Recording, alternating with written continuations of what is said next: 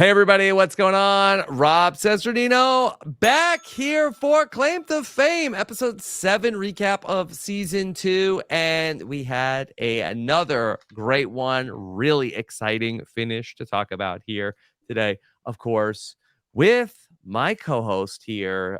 Together we're just two peanuts in one shell. Jenny Autumn is back. Jenny, how are you? I'm wonderful. A great episode. Someone I didn't want to lose. I honestly thought about doing this whole podcast like completely pushed back Hugo style. Hugo style. But my camera has like Hits autofocus revealed. issues. Yeah. And then I would have to like hold the microphone like way back to get like as vertical or as horizontal as he gets like in his chair. I just don't know if I have the stamina to do a podcast that way. But I do feel like I need to honor our guy Hugo. Yes, you will. Much like he is continuing Jimmy Carter's legacy, you will continue on Hugo's legacy. Exactly. That yes. is your. I will that find is a your way vow. Lead to with start love podcasting from very far horizontal. back from the camera. And of course, back with us. What a treat here, because I've gotten to do 2 podcasts today with this man. He is a mover and also a viewer. Here is give it up. Oh, as JP Smoove might say, give it up for Mike Bloom.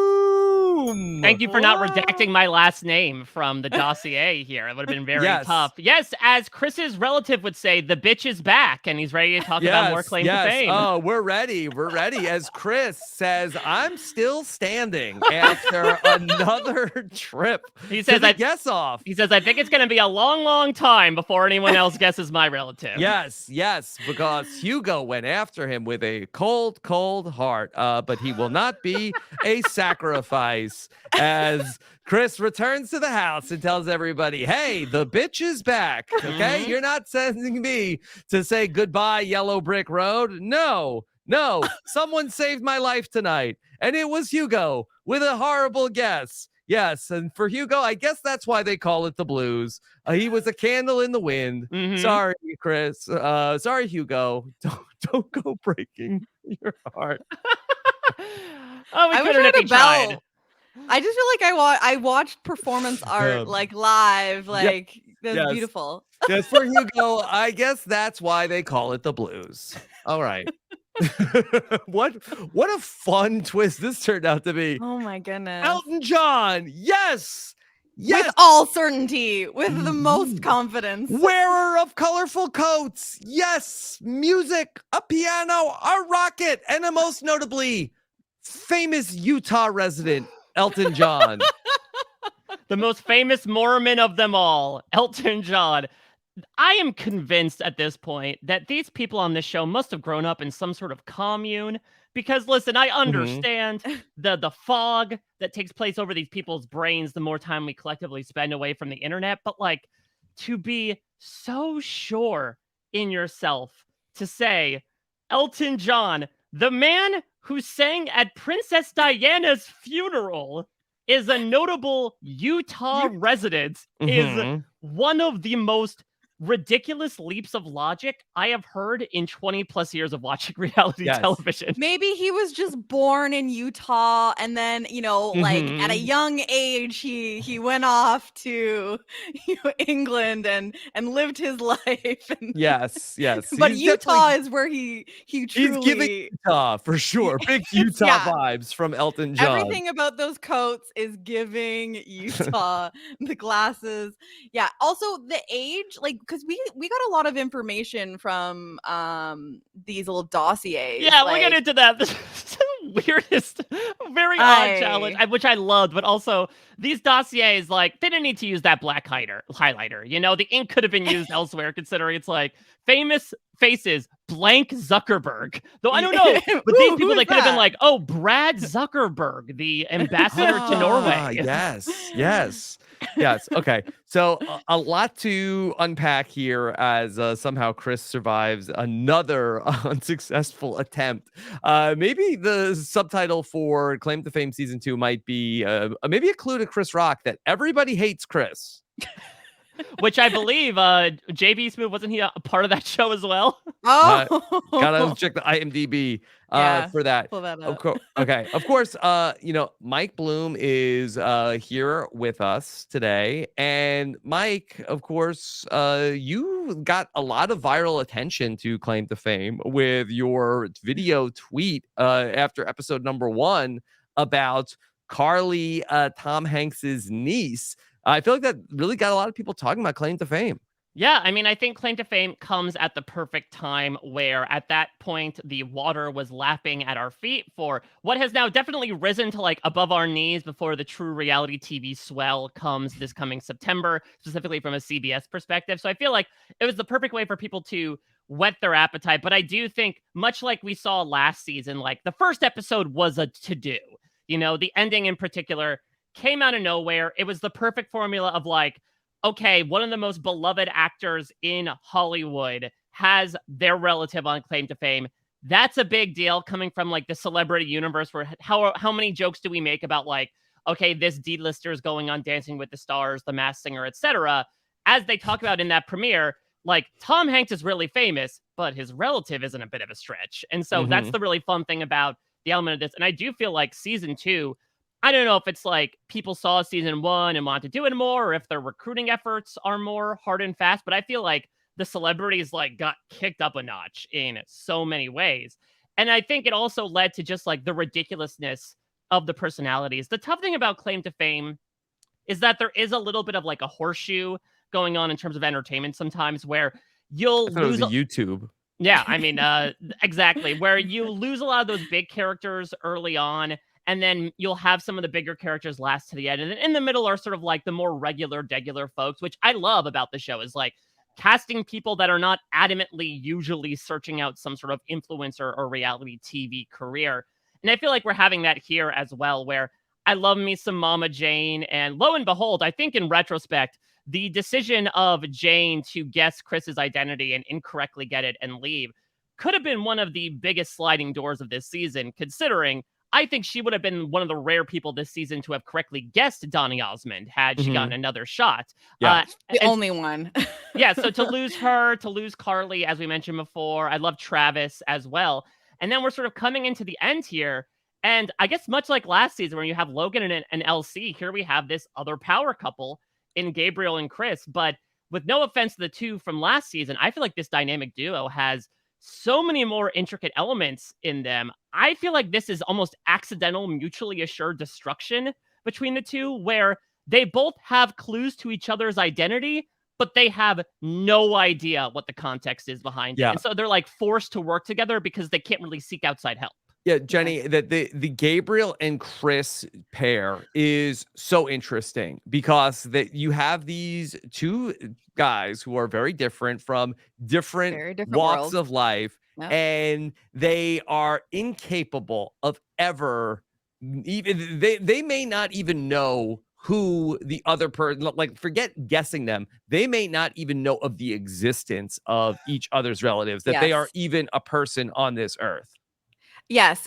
We see in this episode that Gabriel knows who Joseph Mhm. of famous Technicolor Dreamcoat.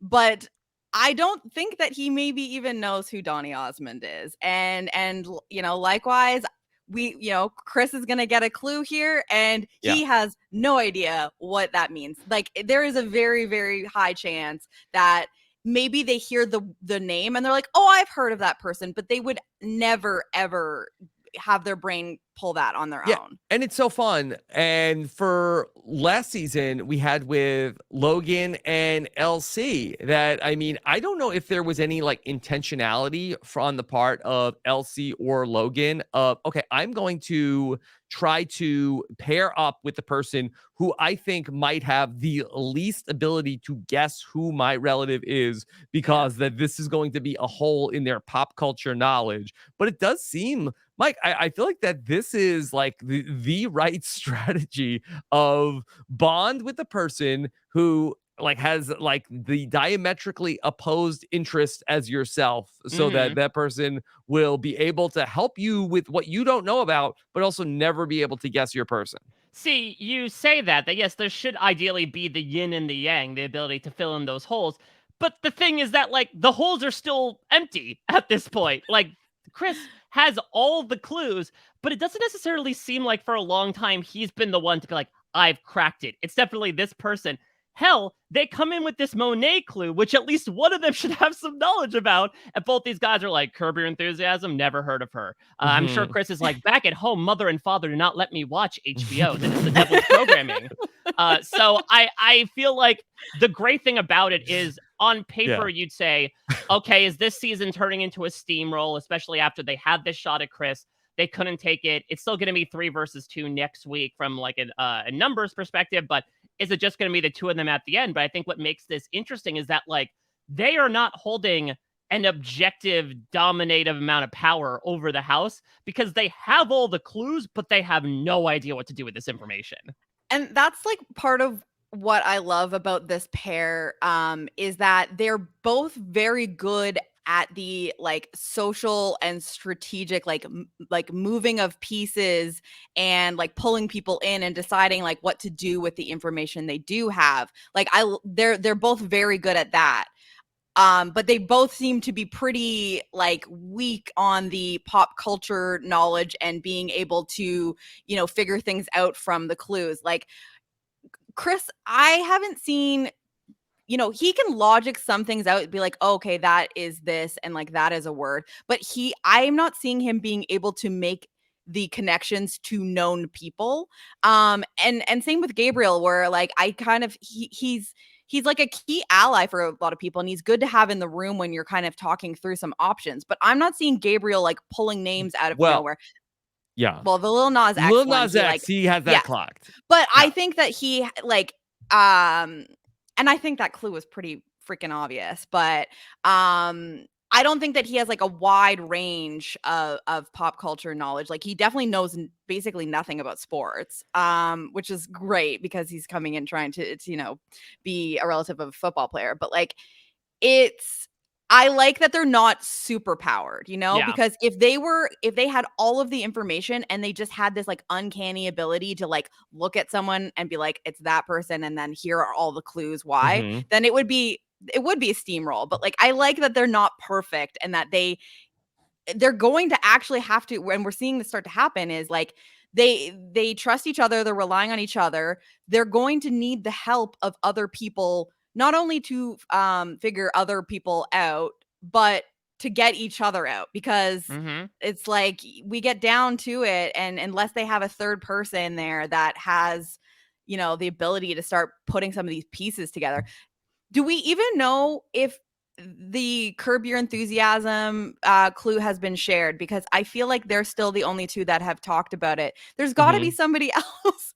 Has somebody watched Curb, please? No, and that's what I love about this show as well, as much fun as we can make these people. And this is also the show that has felt the most like the feeling of you knowing something when you're listening to a podcast and the hosts don't, of like you are a ghost. Screaming at the television. Like last week, I love you both, but I'm like, no, the finger is pointing right in the clue. It's right. He wrote O Town Road.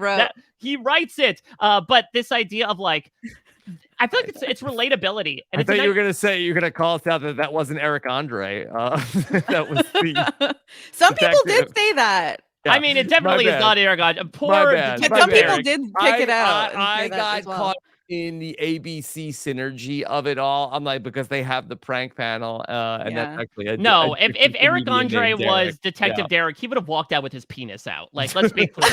Eric Andre has like.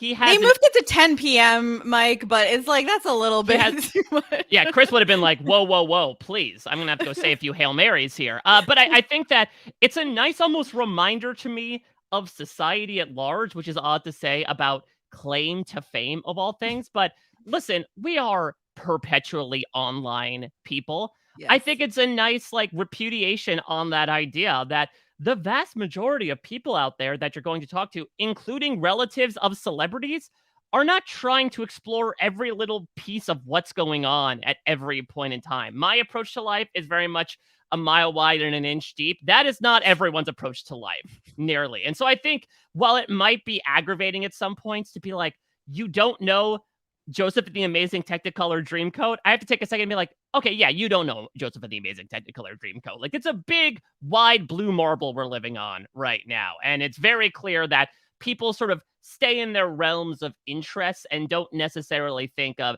yeah, and the chance I'm going to be on a reality show in the future where I have to guess the identities of other people's relatives based on remedial points of pop culture information, I should probably study up on that. Well, Yeah. is there something to that? Do you prepare for claim to fame when you know that you're kind of like how do you prepare for this? Do you just spend time? Famousbirthdays.com. Yeah, I do you don't know. just spend time on Gabriel's Famous trying to Birthday? buy necklaces for all of Nick Cannon's sweeties. Like, there's only so much time you have in a day. Yeah. Let's talk about what happened here in this episode and go through it because there was so many fun things to talk about. We see, Chris and Gabriel, and they were such like reluctant allies at different points in the season, but now they're very much working with each other. And we see that Gabriel really does have Lil Nas X clocked. That he says all of the clues, it's right there. Here's the panini also. Remember, I called that panini out Done deal. early. Done I thought deal. it was that Lil Nas X became popular during the Panini. That's also true. Yeah. Also very true. Okay. But now they talk about there are some other big mysteries to solve for Gabriel personally. Chris is still a big mystery. And Monet still out there. We got some flashes to the clue wall, and I have to just a small quibble, not a quibby on my part, is Saturday Night Live. This is a horrible clue for JB Smoove. That I know technically JB Smoove worked on Saturday Night Live. In no world does anybody think Saturday Night Live, oh, JB Smoove. No, I mean, you have to think about the writers of SNL who became famous after the fact. When you're thinking of Larry David, John Mulaney, these people were not known for being on Saturday Night Live until they came back and said, like, by the way, I was behind the scenes of Saturday Night Live. Again, we're perpetually online, but I think even the most devoted nerds are not like pointing at faces of SNL writers and being like, that's Suki Green. I love them.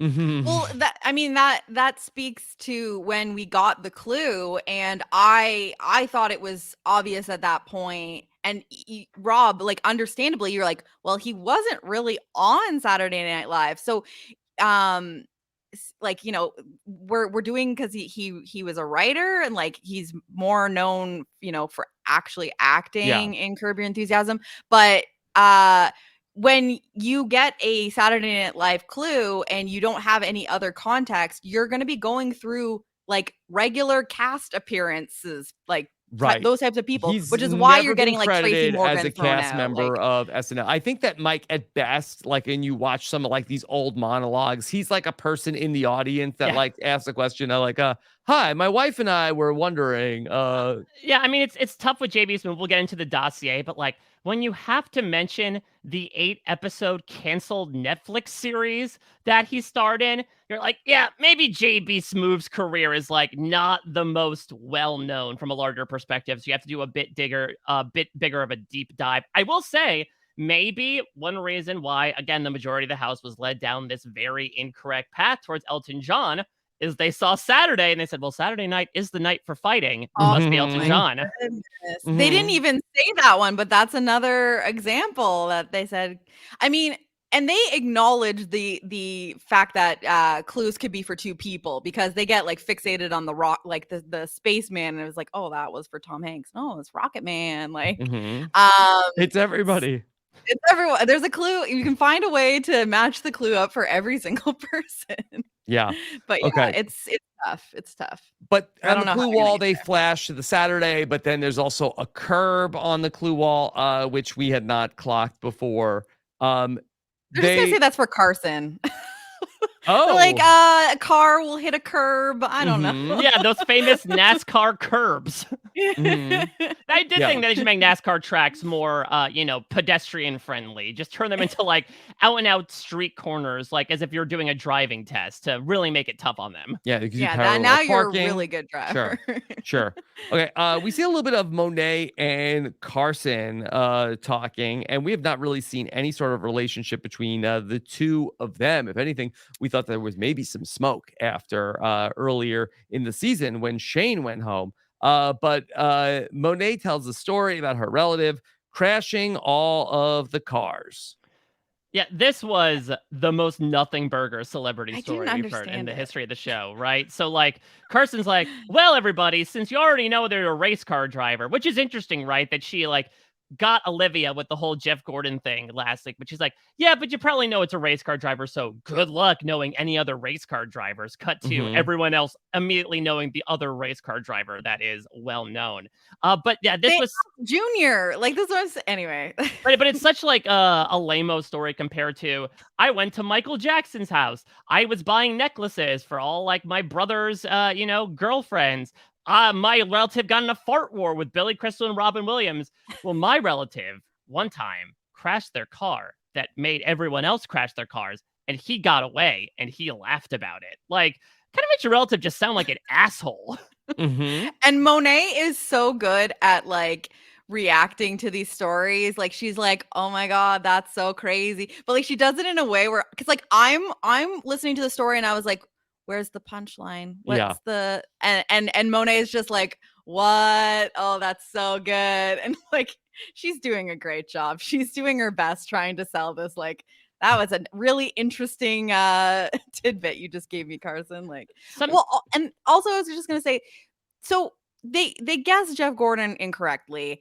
Why should Carson be like, okay, well, you definitely know it's a race car driver, but I like you mean, I don't know think which that one? Like, there's like from the going through the lie detector, the right. steering wheel. I mean, Like, I But think you don't have to lean into it. Like you can just don't tell your bad story then. I mean, Mhm. Carson said in the next scene, "I'm tired of using my brain." Tired. Could her proverbial car have run out of gas? Is she just Mhm. like, I was able to mastermind that. I'm kind of done with it. So that when Chris comes to her with a clue later, she's like, I don't know who has 10 babies at this point. I've just sort of given up right now. I will say something I noticed in like a blink and you'll miss it moment because I think Monet is looking through her notebook. Yes. Are they allowed to have typed notes? No, so Mike, what I would What was guess it? is that so I did a still frame. I paused the screen when that happened. So was that Monet's book or that was Carson's book? It was one of them. So I noticed that So in the notebook there is like a taped in yes, printout of and two it truths was and a lie. I think. everybody's two truths and a lie. I think Oh, that the producers gave said them. because I think that they probably didn't want in that first scene everybody like scribbling furiously in the notes during the like first scene of the show. I think that they said, "Hey, look, you don't have to take notes on this. We're gonna give this information. We're gonna Yeah. have a handout, so don't And that's worry the first about taking time. notes during this Yeah, part." that's the first time they're talking to each other. It's probably the first like thing that they're filming. So maybe just like a little bit more high Yeah, anxiety. And it's like, we will give you this piece. Everyone's going to have baseline the same information. I thought you were going to say because they got given the team that won the telephone game got the limericks. yeah. So I Oh, wonder if okay. they were given Maybe a they printed piece also of paper got, for that as a well. handout. I don't know. It was Yeah. giving me very much like three-sided poster board sixth grade science fair project where you would like print things off the word processor and then glue stick them onto the cardboard at the end of the day. I don't know And how then like good a these- border of like a colored Yeah. construction paper behind it.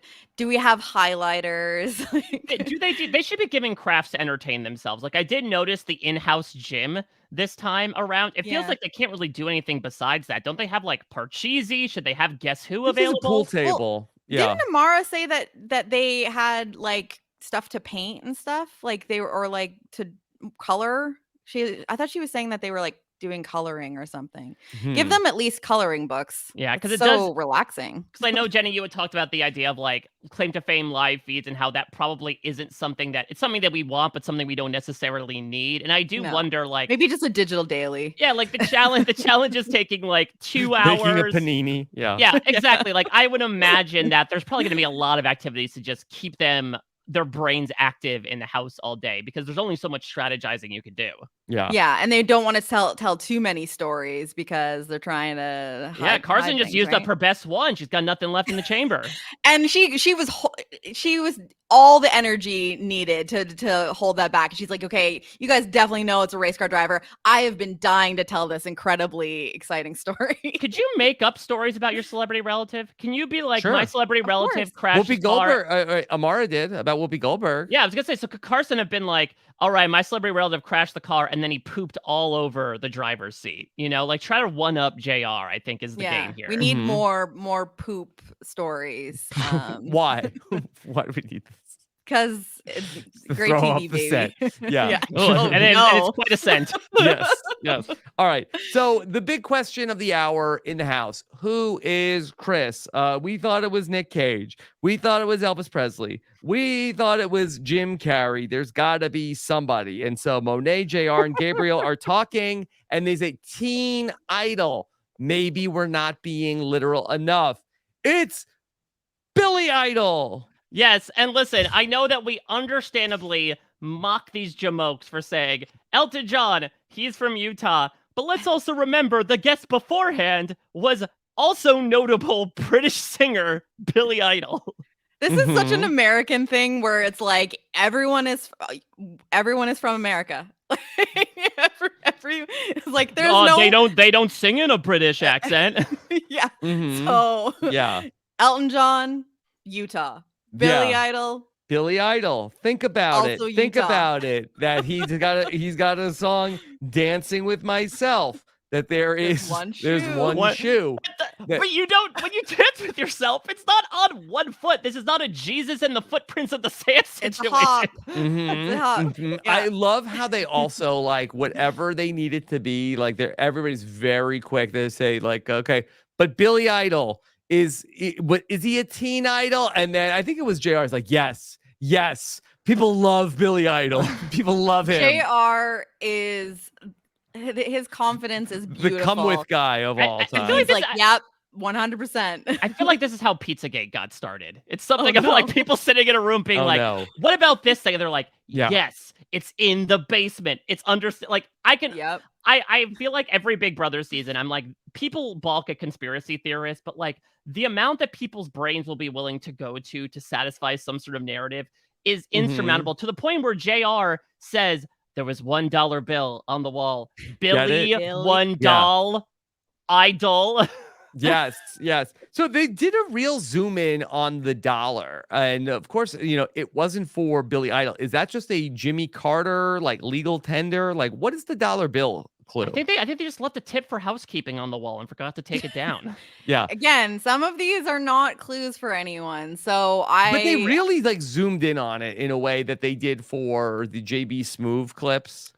I thought that they were just doing that to just give some intensity to the clues that they were reading into. Billy, they're like, is someone's celebrity relative part of the Illuminati? Probably all of them, Mike. Yeah, I mean, Jimmy Carter was probably the closest to it, right? Let's be honest. Oh boy.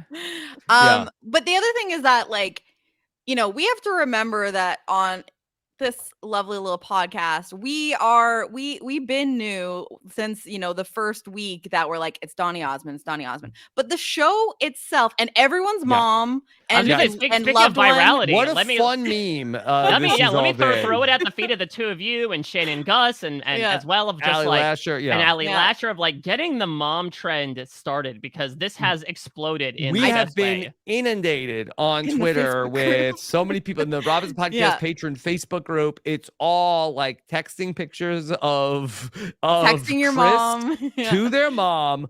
Who is this person? Aunt or yes. Some sort of parent from that time. Listen, if ever we needed an excuse to like be more in contact with our mothers, I think this is send them pictures of Chris Osmond for sure. Honestly, now after this, I'm gonna have to comb through because spoiler is that at least 90% of these responses, Donny Osmond, that's an Osmond, it's Osmond. But I need to now go back and see if anyone said Elton John.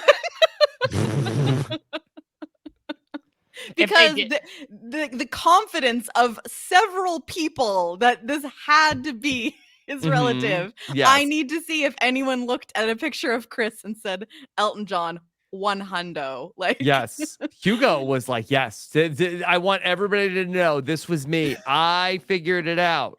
we're gonna know. It's okay. it was so good. It's like if Letty Olenna said that to Jamie Lannister and then she died of poison. Yeah, I want them to know it was me. Okay. All right. So, we see Chris and Carson talk about Gabriel, and Chris, love this dynamic, but if there was one blind spot for Gabriel, I think that he is a little bit more loyal and a lot more loyal to the Chris and Gabriel relationship, because Chris is constantly double dealing on Gabriel, and he's doing so with Carson. He's like, hey, just so you know, if I get Gabriel's clue, I'll share it with you. Yeah, I mean, the thing is, I'll be honest, when I'm watching Gabriel and Chris, I'm a bit reminded of watching the spring of 2003 on my television and watching another like strategic based guy leading someone around by the nose who's a bit more hapless. Then when we get to later, oh, Gabriel, what did you see on this dossier? Oh, I didn't read it. I let Chris do all the reading. The fact that everyone is like pretty much laughing in his face of like, you are just his lapdog. I mean, I do feel like perhaps much like that history repeating itself, maybe we will see Gabriel be able to overcome the master that created him and win in the end, which would be delicious. But I very much agree. If the story we've been told is that like Chris is exclusive and Gabriel is exclusive to Chris, Chris is much like the sect he is a part of, entertaining multiple partners. Okay. Well, here's the thing, and so while I think that Chris has definitely been duplicitous and is kind of working his relationships with other people, whereas Gabriel is pretty much only giving his information to Chris. If we ultimately do get down to these two, if it does become the LC and Logan and we're down to these two, I have to feel like the jury is very team Gabriel here, and if we get if the finale looks anything like last season's and we get everyone coming back in, you have to think that people are going to be banding together to try to help Gabriel as much as possible. They love Gabriel. Chris. Gabriel, I mean, his social game is so good also, and everybody in the house loves him. Like, he was working with Chris. I mean, the fact that, yes, Monet was mad in the moment when he picks the teams, but then by the end of the day, everybody's just like, we hate Chris. Yes, We hate and Chris. no one's wants mad to at lose Gabriel to for him. picking him. Yeah. He gets no guilty by association. Like, do you think that Gabriel just plays off that, like, I am trying to win and this guy is good at challenges or whatever? It's just like, he's just a really smart guy. So, of course, I'm going to pair myself up with the guy that, like, I think has the best chance of winning. Like, I do think, and also just Gabriel is just so likable and charming that I'm sure that he can play that off, no matter what. Well, let's get into talking about the team challenge and how we got there. We got the setup from the Jonas Bros. I was a little confused by the setup where Kevin was doing the crossword puzzle and then where Franklin came in, because Mike, I feel like that Franklin was saying letters that were not spelling the words he said they were. He was, but they were jumbling them up. I thought initially he was spelling them backwards, which wasn't No. that a challenge last season? No, and I'm pretty sure he left out an F in coffee. Oh, no, he's probably called Fefe then. Fefe, yeah. There's a B in there. The Jonas Brothers, they're from England, right? Yes, of course. I will say, I feel like Kevin Jonas should, like, put his foot down between production seasons because he is very much the Bert to Franklin's Ernie. And if I were him, I would have a problem with being portrayed as the stick in the mud during all of these sketches of just being like the no nonsense, head down type of guy while Franklin gets to have all the fun. Do you think that, you don't think he has any control over that? You think that he's been written this way? This isn't true to their dynamic? I don't know. I mean, Rob, you and I watched Kevin Jonas during the brief time he was on The Celebrity Apprentice all those years ago. I guess he was a very serious type of person. Yeah, I think that this is probably like not completely dissimilar from their dynamic, but I also feel like that Franklin cares more. So I feel like give him the meatier part than Kevin. Honestly, like if Kevin Jonas didn't come back for Claim to Fame season 3, I don't think anybody would miss him. I mean, I would, but if I had to choose, if we were going to lose one, Mhm. like obviously you Should keep they bring in Franklin. another like nepo baby or celebrity relative to come in? Should it Oh, be interesting. Chet Hanks and Oh, Franklin Jonas? Oh no, my no, goodness. no. Maybe Gabriel could come in and host with I would take, yeah. I think that if for any reason Kevin was too busy for a I mean, season, but he did have to get called away from a challenge he to go perform literally, a concert. Yeah. So he Yeah. literally left to go do a show. Like I think they could have a previous contestant from season 1 or 2 to Yeah, to it's do a with Franklin here. very small nitpick. I do love the hosting of the show, but I feel like that these like interstitials that set up the challenge, I feel like you could leave it on the cutting room floor. I wouldn't miss it. Yes, they're simply there for us to feel like is there a point to having these two hosting it? well, no, it's And very like much their fun little dynamic. it's the cold open to every episode of the Great British Bake Off, right? Where like, Mhm. okay, the hosts are comedians, they're going to do their thing. Here, maybe they're not so much comedians, and it Yeah. definitely shows. Play a song, maybe. How about that? Oh yeah. Yeah, I don't need that. an I don't know original if I need a song. song. I would love like I a don't need musical song. tree mail, pneumatic 2 message from the Joe Bros talking about what the next challenge is going to be. I would love it. Okay. All right. So Gabriel got an advantage in the last challenge. He is going to pick all of the teams. Mike, very tough as nails. Yeah, which I love as well that Gabriel is like out and out about it. Nobody's pitching to each other. Oh, I'd like to pitch myself to Gabriel. Mhm. In this moment, he's just going to be outright picking Chris, because he has a good track record with them. They work well together, quite literally, both on and off challenges. And also, Gabriel knows that because Olivia was eliminated, his is the only bottle clue left. And so, if and when he wins, he wants to make sure that whoever is looking at it alongside him will be the person he trusts the most. And also, coincidentally, happens to be maybe the one person within a 5-mile radius who has no idea about Nick Cannon's parental abilities. Mhm. Yes, and like I understand completely being Monet here and outwardly being like, Right. "What the hell? I'm pissed," because Monet literally told Gabriel to pick her clue. Right. So if Gabriel is going to be in a position where it's like, okay, whoever wins is getting my clue, obviously I'm going to try to win, so that's one less person getting my clue. If I want another person to get my clue, if you're Monet, that should be you 100%. That's a tit for tat situation there. You're Yeah. going to let Chris get your clue? Yeah, I Like, don't think that this is too much of a Monday evening quarterback to ask the question about Gabriel of that he threw his lot in with Chris, but Monet trusted him enough to get her clue. Would it be making more sense for Gabriel to be working with Monet?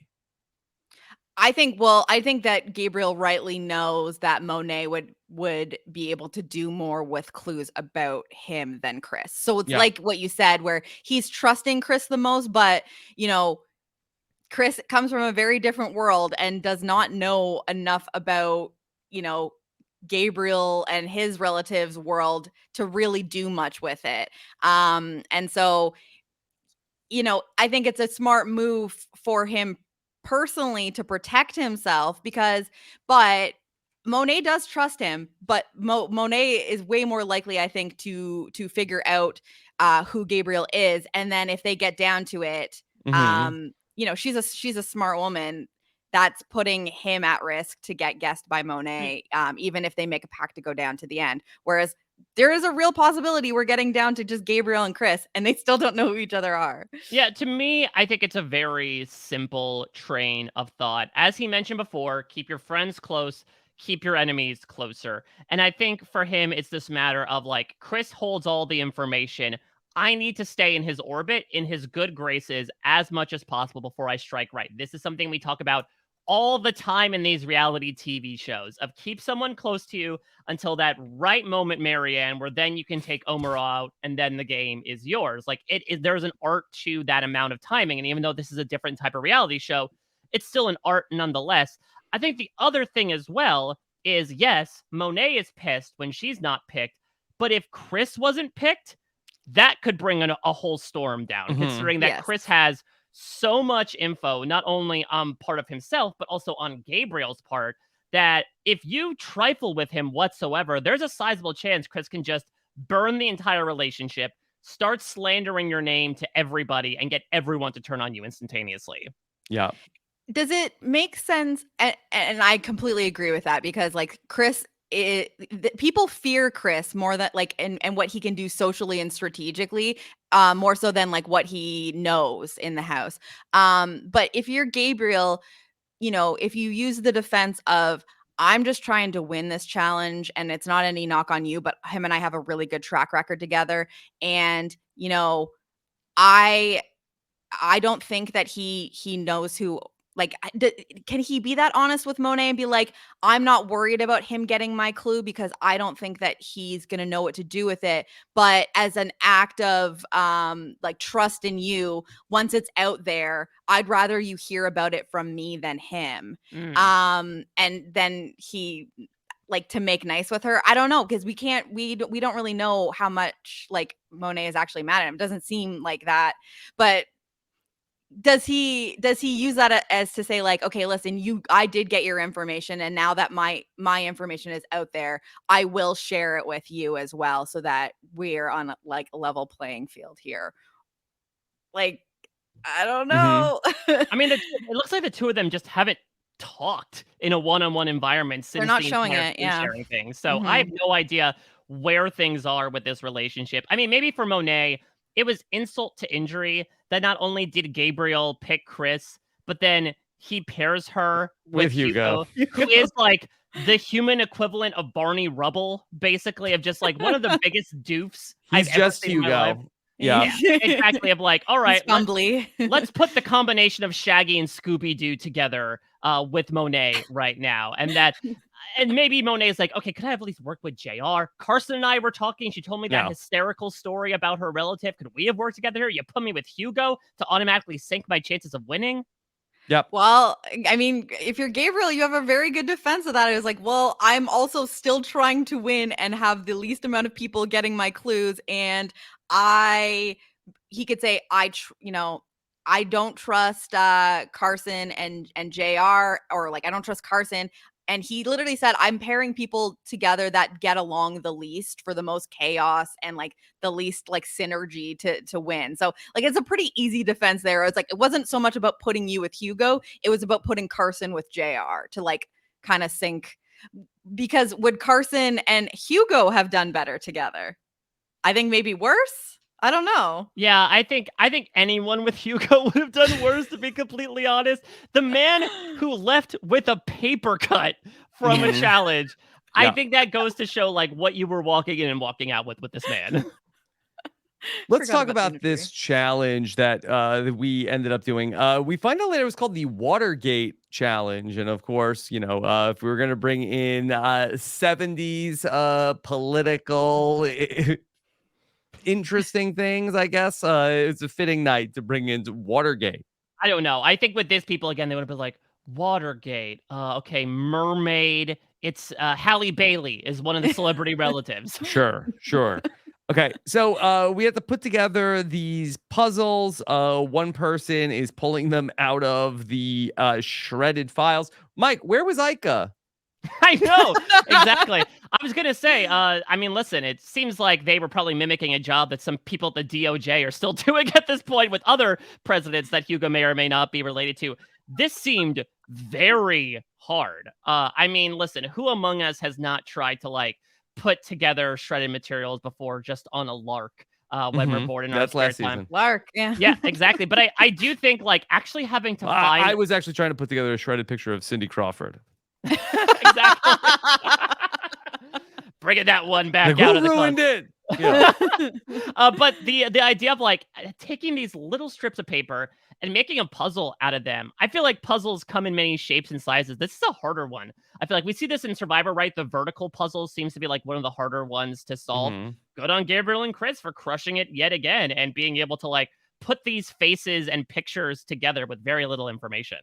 And I like that they made it like a pair challenge where, it's not just the two of you working side by side to put it together. You had the two roles, the mover and the viewer. And, the mover is the person that's sorting through all of the stuff, but can't see what is basically looking at the like plain side of the paper and trying to like line it up, and then the viewer is on the other side and can actually see what's putting. So you add the communication element to it, which was really funny watching Monet and Hugo try to communicate with each other, where she's like, turn it around, turn it, not that way, turn it around, no, turn it around. Like that's great, because it's like way more boring to watch two people side by side being like, working from the same perspective. Like, this was way more fun to me.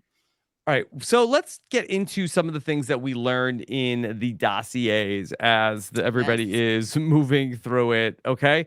So for Monet, we end up getting to see like a good look at what her dossier is.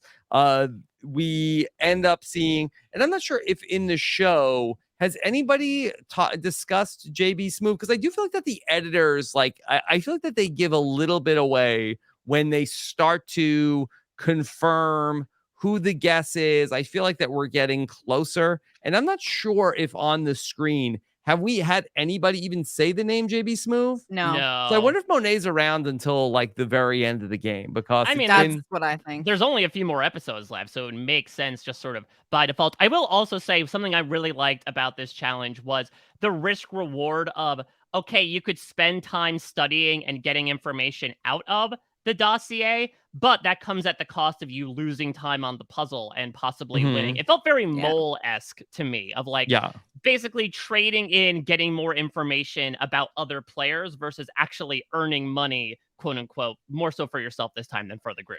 Okay, so for Monet's dossier, her known associates are Larry Blank, or his known associates are Larry Blank. Okay, Kevin Blank. Is that Kevin Hart?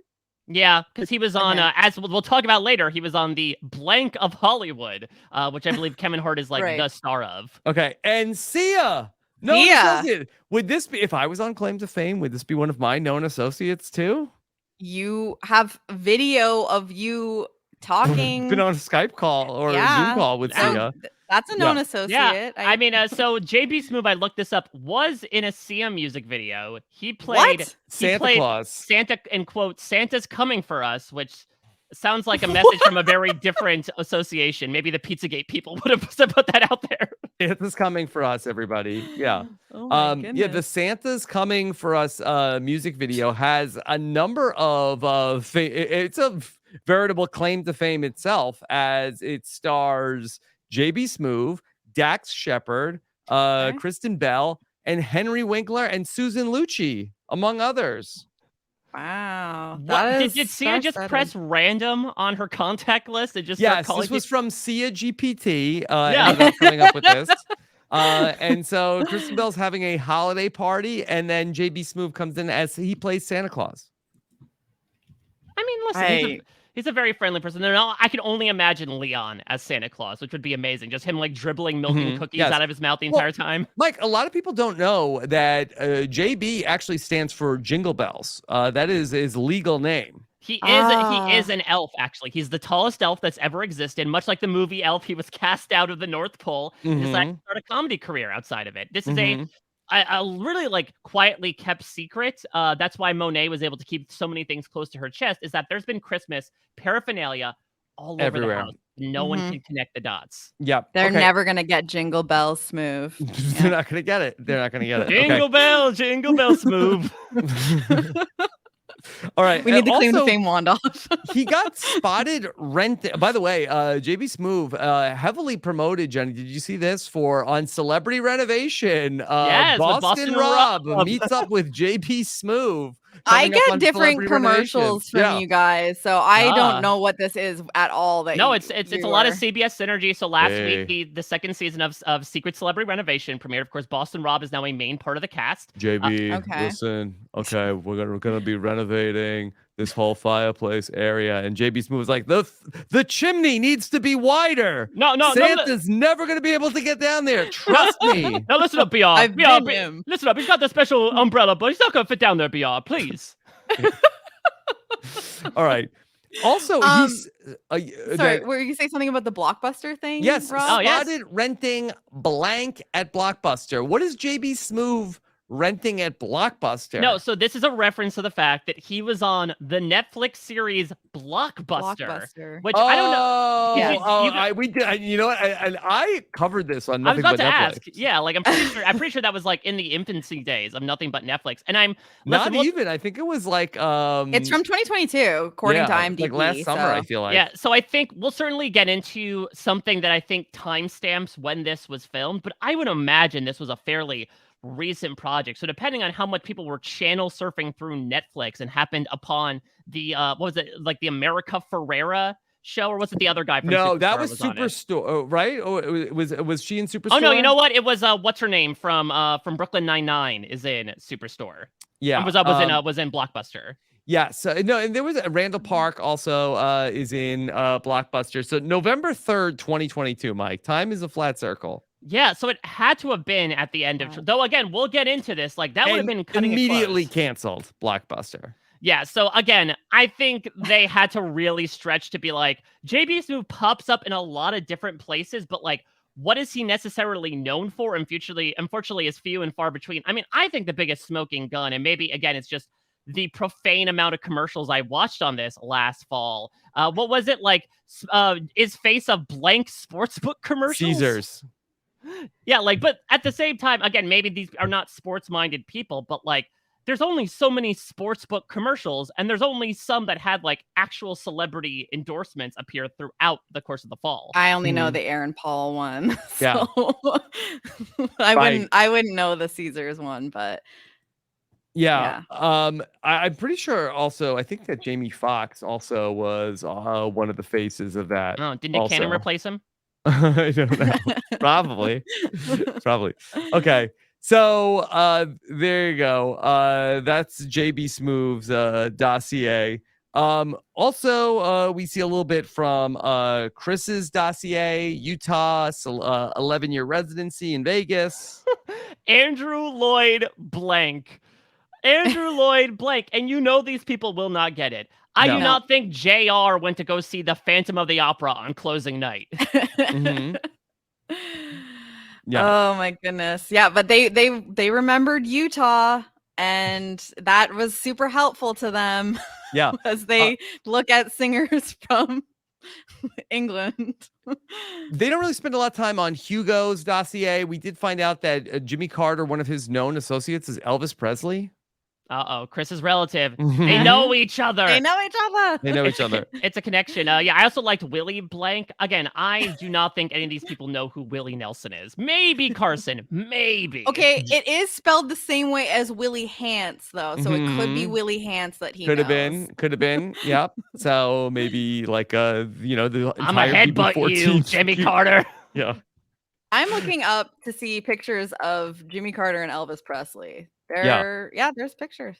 Okay. I mean, we know that Elvis left the building, so to speak, in the 70s. So it really was like two ships passing in the night, I suppose, in terms of prominence. Mm-hmm. So it was interesting, I thought, when we got to the dossier for JR's relative, for Lil Nas X, and Hugo reads all this and sees that he was featured in what magazine, what publication had something about Lil Nas X? Forbes 30 under 30. 30 under 30. And but also, then I'm really surprised, Rob, they didn't put in there star of the 2019 Rob Has a Podcast Brand Steele. Yeah.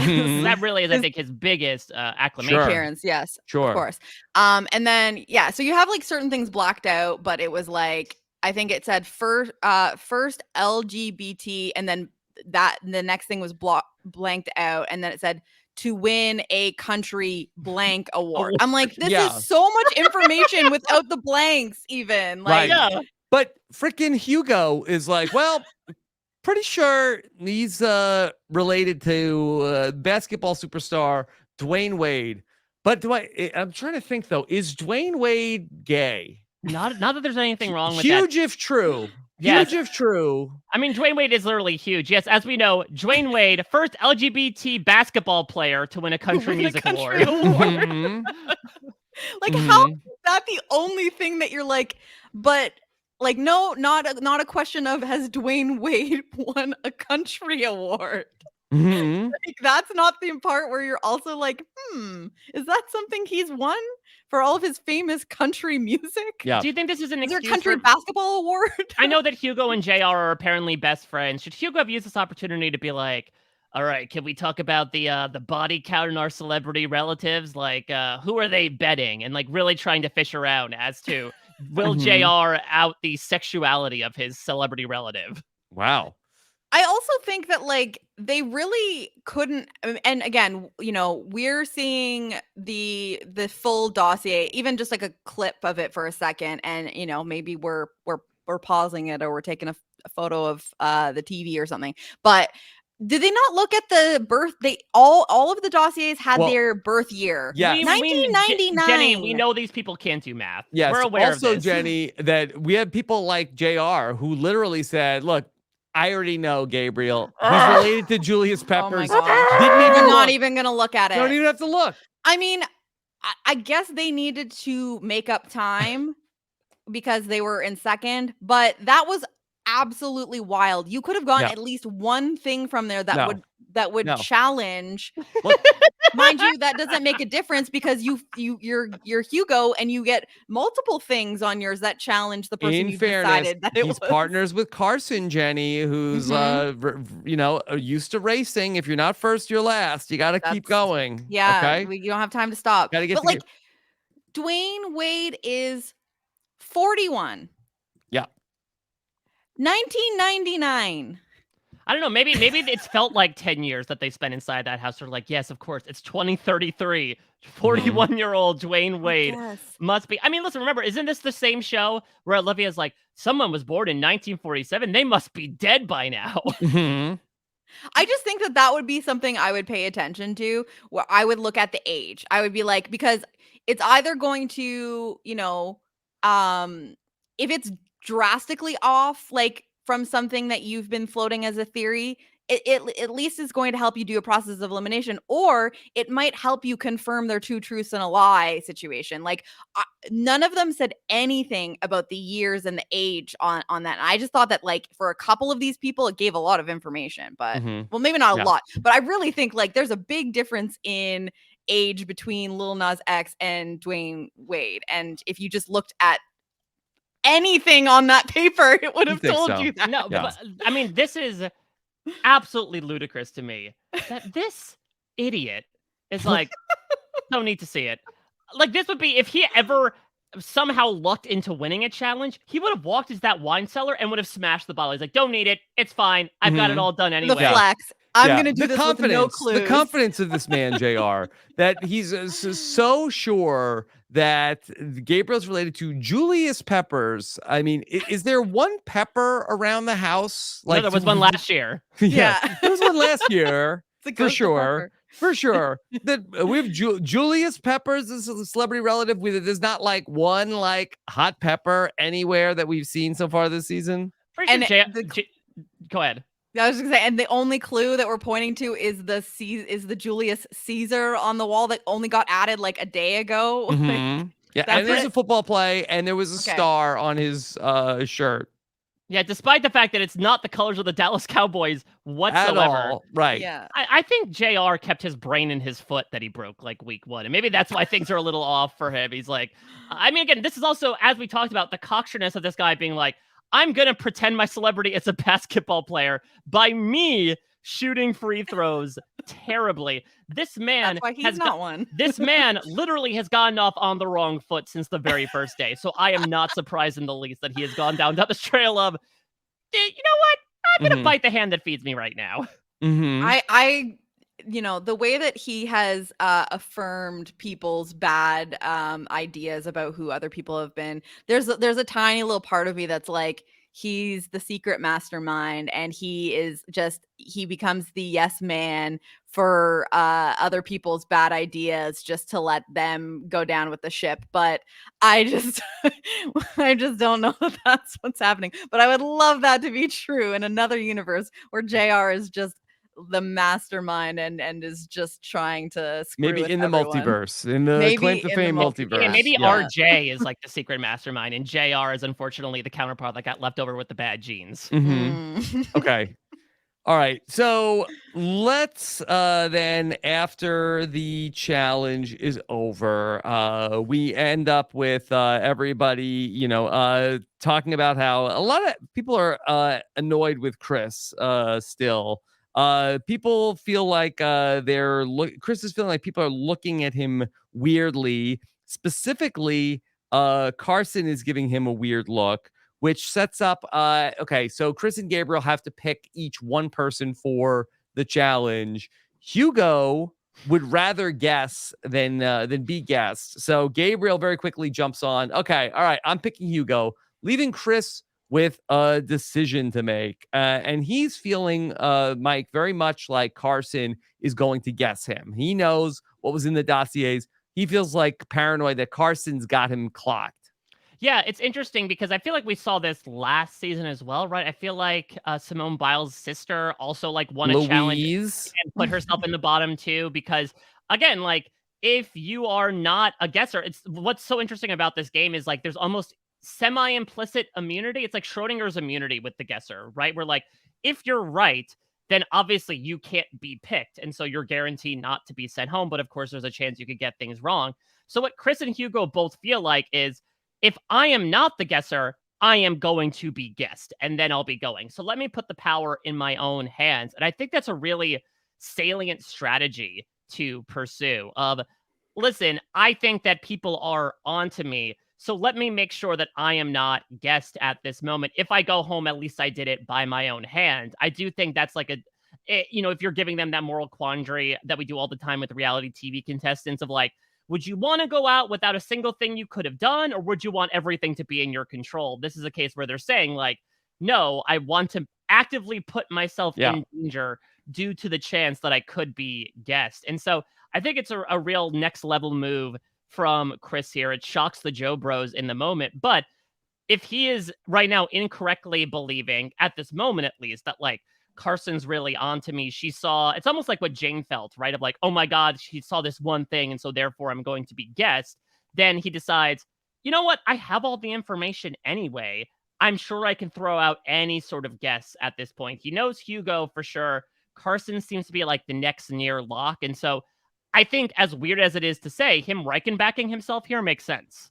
Reichenbacking, Mike, I feel like that this was the most exciting Chris throwing himself into a showdown since the edge of extinction. Oh boy. He couldn't watch Okay. that season because of what Chris Underwood was packing. I think he Oh was my able to, he had to look down.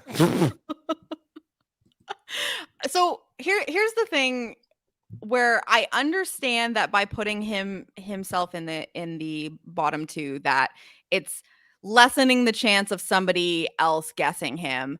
But it was all but like, confirmed that Hugo was going to be the one voted in. So it didn't really matter who was being put next to Hugo. It just kind of seemed like immediately that everyone was agreeing to put in Hugo. But is Chris saying that like nobody wants me to guess because like they're trying to get me out, so unless they know that I am like onto somebody that's wrong, they're not going to vote me in, but I can at least confirm that it will be Hugo that gets voted in by being the choice, because it's not like he was like put me in so that they'll vote for me. Like he had to have known he wasn't going to get any votes and that he was just up there symbolically next to Hugo. I don't know, because all this scenes of the Four Stooges saying the Elton John stuff, that conspiracy felt like it happened after all of this anyway. I wonder when did it come back to Chris? I guess it did with when he was talking with Hugo, right? Of like that he's going in the bottom. How much did he know up until then that it was basically at that point everyone against him and Gabriel? What's Gabriel loosely brought in at towards the tail end of that?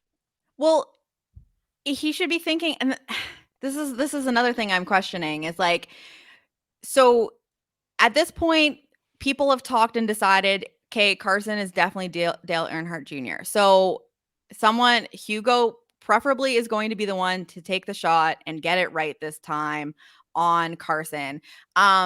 If Chris is really worried about somebody like a Carson getting, voted in as the guesser and taking him out. And he thinks, hey, Gabriel's my guy. He's trying to protect me. We know a person, like we know Carson, and we know JR's, even though they're not talking about targeting JR at all. What, like, is it too cute for Chris to be like, can I choose, like, there's nothing stopping him from picking Gabriel because there's no immunity, right? So like, could he not pick Gabriel and be like, I trust you to not like, if they vote for you, like, they're probably still going to vote for Hugo, but if they vote for you, I know you're not going to go for me. So that's the safest thing. Like, That's interesting. I Mhm. mean, I don't know. does Gabriel have to consent to that because I don't he think that won they the have challenge? to. I don't know. I don't think could that have happened? Because I don't know. Chris can put himself in, but maybe there's a rule where it's like you can't put each other in, but you can put yourself in. Yeah. I don't know, I mean, but we talked about this a lot last season. I think that being the guesser is much. You like if you are the guesser and you know the answers, you can't go home. It's the only way to ensure that you are safe every single week is to just have the right answers. I do feel like that in season 1 there were more like sure things that were out there, and of course Right. Louise made it far into the game. This season that has been tougher, and kudos to the show for taking that off the board. But I do wonder if maybe the rest of the way we might see people trying to get into being the guesser. well, we've seen, at least from the earlier part of the season, that Gabriel is very resistant to being the guesser. He does not like being in that position. He No. doesn't like being responsible Yeah, for he might taking get the people name out. wrong. And he might also get the name wrong. But I just think that if you're Chris, you can say, like, I still think that they're probably going to vote in Hugo, and hopefully he just takes the shot at Carson. But if there's another person that it could be, I feel safest with you. And you have a couple of options, and then you get your choice in who you want to take out. And like, that's a real, like, I fully trust you because maybe you do have information on me.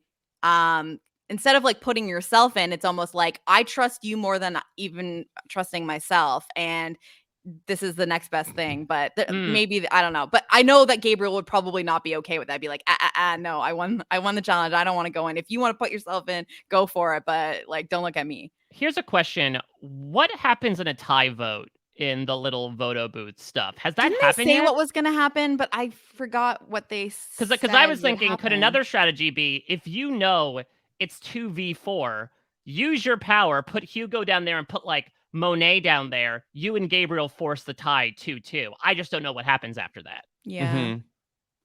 I don't Yeah. remember. I swear the Joe Bro said something about if there's a Fire tie. making, I think. Yeah, must be. Well, don't want Chris in there. Yeah, if you don't want Chris in the fire making, never do that.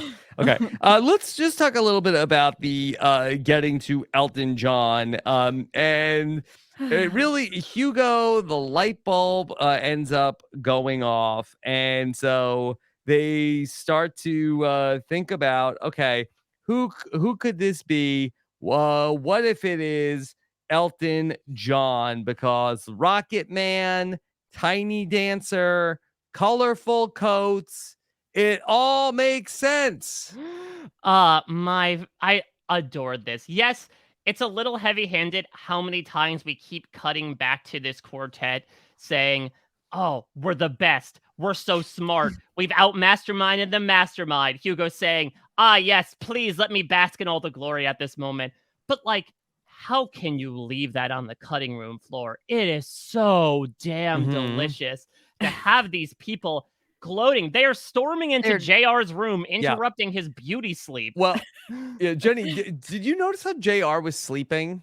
Yeah, like a vampire. He's like sleeping, like with his like arms like straight out. I've never seen anybody like sleep like that.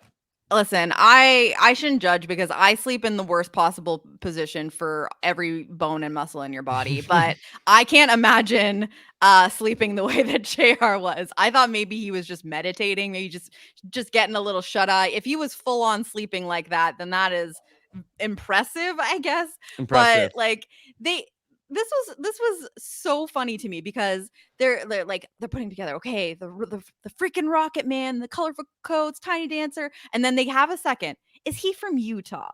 And then they say, enough about that. Let's go to JR. He'll know. JR, noted who expert just of said Utah.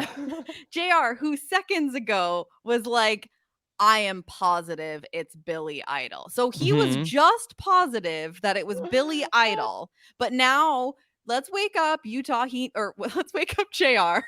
And he knows a lot about Elton John probably.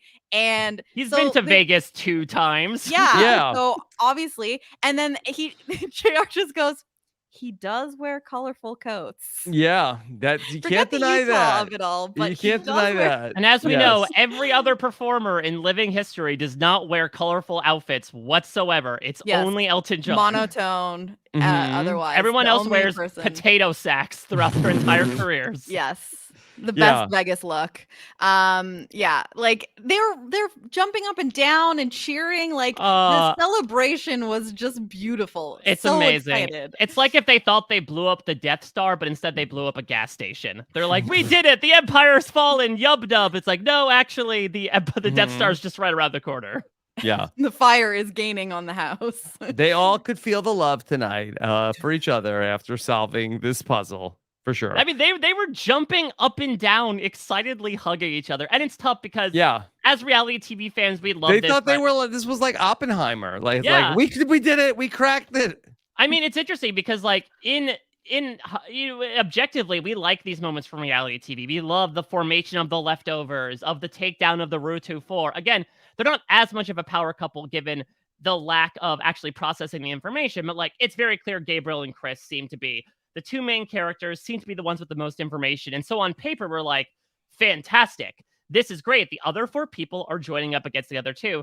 But that paper is as shredded as what they had to deal with in that challenge, considering that they are just absolutely elated over going down the complete opposite path they should be going down.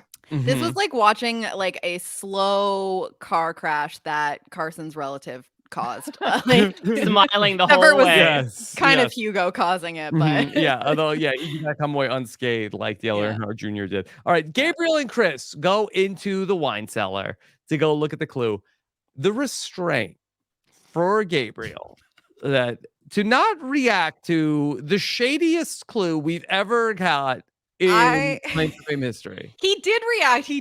I saw his head shoot down in like kind of an attempt to keep himself from laughing, but also just maybe disbelief that like they really did that. They really did. I mean, listen, if Chris had more knowledge as to current day events, Gabriel should have pulled a Carly and like, I can't believe they did this. 10 babies? Really? Everyone knows about the 10 babies. It's on the poster for Nick Cannon. It's Octomom. Yes, Octomom would have been a good guess. Parent 2 greater than, I believe that counts as 10 babies. Yeah, so that's the thing is that like people are saying 10 babies, 10 babies. What is interesting is that at this moment we're currently speaking, and listen, we're dating this because who's to say what more might come. I believe Nick Cannon is father to 12 babies. Well, greater than that. I think that they had 10 confirmed. I think that they said, okay, well, when was this filmed? The parchment's only so long, Mike. Well, there could have been a couple since this was filmed, right? I have an unnatural amount of information about this because one of the things I do as a part of my work on Parade.com is I am the keeper of the keys on our Nick Cannon Baby Hub page. And so I know for a fact that the 2 babies, I believe, were born November 2022, and I believe right after the Blockbuster podcast. And I believe earlier this past year, or I think December, I think was the birth of number 12, the Dirty Dozen. Wow. Dirty Diaper Dozen. Keeper of the Nick Cannon Baby Hub page on Parade.com. Oh yeah, I know about all 5 baby mamas. Put that in your dossier. Well. Yeah, that's gonna be my LinkedIn room for headline. that on your Chiron here, like. Yes. Okay. And drumming star. We tend to get a lot of the hints to Drumline. Yes. From 2002. Well, like, what else has Nick Cannon been in? I mean, we have Wild 'N Out, we have Masked Singer, but Drumline, I feel like, is the only. He did like years of America's Got Talent. Also, That's true, but they don't like to talk about that for various reasons. Yes, I don't know if that's maybe a competitor to this show, but Yeah, I remember Drumline specifically because I was part like marching band adjacent in high school when that movie came out, and so everyone's like, "It us, we feel seen." And also, like, I was such a Nickelodeon kid with that generation to the point where Gabriel would blanch at me talking about Good Burger, and I was like, "Good for that Nick Cannon." I'm happy to see people break out of the draconian grip of the orange blimp that is the Viacom CBS umbrella and be able to do stuff on their own. mhm.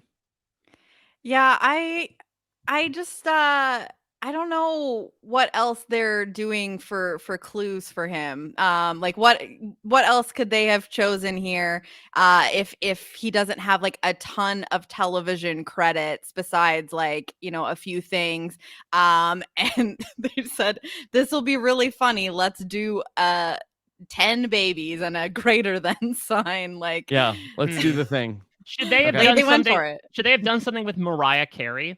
Well, that's Sure. what I was wondering because I was like, are there any clues that could be pointing to, because that's his most famous like relationship, I would say, right? Like, Yes, with no so offense to Brittany Bell, Abby De La Rosa, Alyssa Scott, or Bray Tiesi. sorry, Mhm, you can't. Not everyone can be Mariah Carey. Only Mariah Carey can be. So, mhm. y- are there Mariah Carey related clues on the wall? Because you have to think that there's maybe It some was the sort of. butterfly that was in the Oh blindfold yes, he Yeah. challenge. did That was the say one. that. Yes, Yeah. yes. Um, and we don't know if that was confirmed, but that would make sense. Mhm. Yeah. Yeah. I think that does, that did in the same way that the burger pointed to, the Wahlburgers, so I think that they Mhm. Mhm. are, they love a clue They're that's doing about a, puzzles, yeah. spouse or former, love interest. And Alright. no actual canon, No, we like, have not seen an actual canon. that's That's going too too far. that's That's too going far, too I Well, far. I mean, guess. again, these people would have jumped on that though, considering they said Teen Idol, Billy Idol. If there was a picture of a cannon, good God, they would be all over that like a piece of raw meat. Yeah. Mhm. Yeah. All right. So Chris gets to see the clue with Gabriel, and Chris says he has a good idea, but then tells us, "I have no idea what this is." Very Westworld, why it doesn't look like anything to me. Mhm. It was so cute though, because Chris was like, "Yeah." And you get, like, Gabriel being like, "Anyone who pays any attention to pop culture knows who is poppin' baby after baby after baby." And he literally I think he did it for all of the, like, the times that the babies have been popped out, like, he did the full count. Um, and and yeah, you get Chris being like, "Yeah, very interesting. Yeah, like, Mhm. don't worry, your secret's safe with me." Yeah. Like, he's, like, pretending that he knows what he I love it. I like, love it. Such a good poker face. Is there a chance uh that Chris is like in his limited circle? Is he thinking, is Gabriel a Duggar? And I didn't realize it. Oh no. Mhm. He's like, that's the only Listen, Yeah. multi-kid family I know. Look, listen, and people can be on celebrities on the show and then become canceled. So I won't rule anything out. It could be a ducker. Like you could and make that thought. look, 10 babies. I don't know if an Osmond bats an eye on that. I think Donny Osmond only has 5 children, but Marie Osmond has 8 children. I think There's there's yeah, a a lot of big big families. family. Yeah. Yeah. Do you think Chris is like, wait a minute, am I related to Gabriel? Is this my Mhm. clue? Mhm. Everything is his clue. Yeah. That could have been wow, wait a minute. Could next season have a Project DNA-esque twist where they cast 2 distant Oh, relatives of the same celebrity in the house? Wow. That's that is incredible. mind blowing. Listen, I love any ideas for twists. So if there's a way that they can make that happen, Mhm. Yeah, they that like needs to open be up a the bottle, they're project. like, wait, this is just the same clue for Bobby. Wait a Wait minute. a minute. Yeah. So this was then very interesting. So Gabriel comes in and they say, "Have a seat. We got something. We got one." Chris is related to Elton John.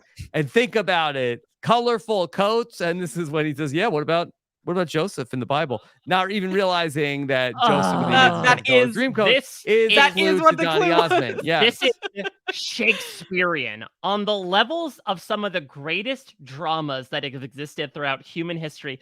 The pure irony of Gabriel, who Carly shouted about on night 1, as you talked about last week. Even Gabriel got it. He's being personified as the proverbial dunce cap wearing chode throughout this entire season.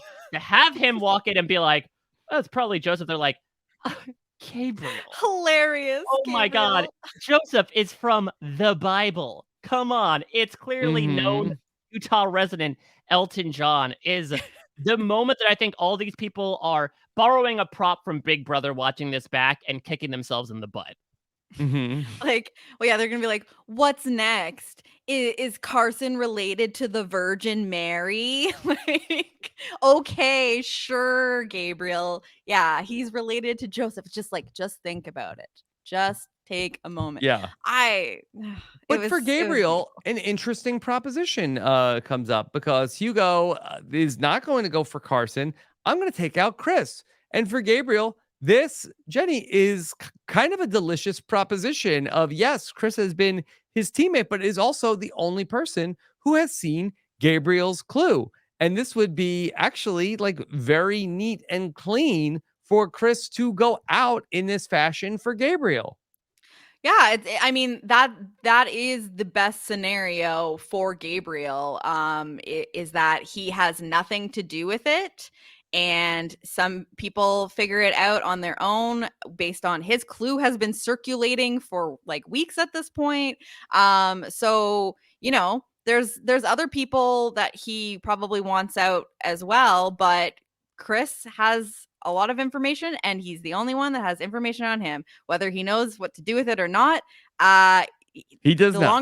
longer he's in the house, he could be enlisting help from others. So not the worst situation for him to go, because there are no more clues to be like shared with. You know what I mean? Like Yeah. Gabriel now has all of the information he could possibly get. So Chris is kind of like expendable to him at this point because he's not really good at like picking up on what the clues mean and who they could be. He doesn't seem to have a lot of like celebrity names living in his brain. So he's kind of proved his purpose to Gabriel now. So if he was wise, he would be like, let this happen. Like, and I have nothing to do with it, and my conscience is clean. Can I draw like a very A to Z comparison here, speaking about other reality TV this Please year? do, Of Mike. course. Hey, now let me Yes. do something unorthodox and do that for once. It reminds me so much of the Sam Boot in this year's season of Australian Survivor, where Wow. you had this alliance. I told you it was far fetched, where like, spoiler alert for Australian Survivor heroes versus villains for the next couple minutes. So Haley is part of this majority alliance, and there's this plan to like get rid of this certain individual. She doesn't want it to happen, so she goes to them and like rats out the plan, says, "Go play your idol." And it's very much this idea of like, she is on the other side, but she doesn't want this specific outcome to happen. And so she is like providing information to get the outcome that she wants. And it ends up not happening. They don't heed the warning. I feel like that's kind of the same thing going on with Gabriel, where he's like, listen, if you get rid of Chris, it's really win-win here, where either I keep my closest ally in the game, or I end up losing him, the only one who has access to my clue. But because they bungle this so badly, luckily he doesn't get left holding the bag, though he was certainly, I think, more in on the plan than Chris initially thought. Mhm. Yeah, like he definitely went into this vote knowing that Hugo was going to guess Chris. But Yeah. unless, I guess the other thing to think about is, and if you don't know whether like how what the chances are that they're right. Like if you're like, sure, like if you guys really think it's Elton John, like I'm not comfortable enough making the guess myself, but if you guys want to go for it, like go crazy. But like, is there a situation where for Gabriel in his game, Hugo guessing Chris was not a good move for him, and this is obviously being results oriented because he is incorrect and he goes out of the game? Because I think that Hugo, if he had guessed Carson, we are all assuming that he would have been correct, and then Carson Yes. is eliminated. And I really do think that, and he still has Hugo, who he knows now. Everyone knows who, so there's a layup available if he gets Oh, himself don't into a say layup to situation. JR, please. It's a sensitive subject.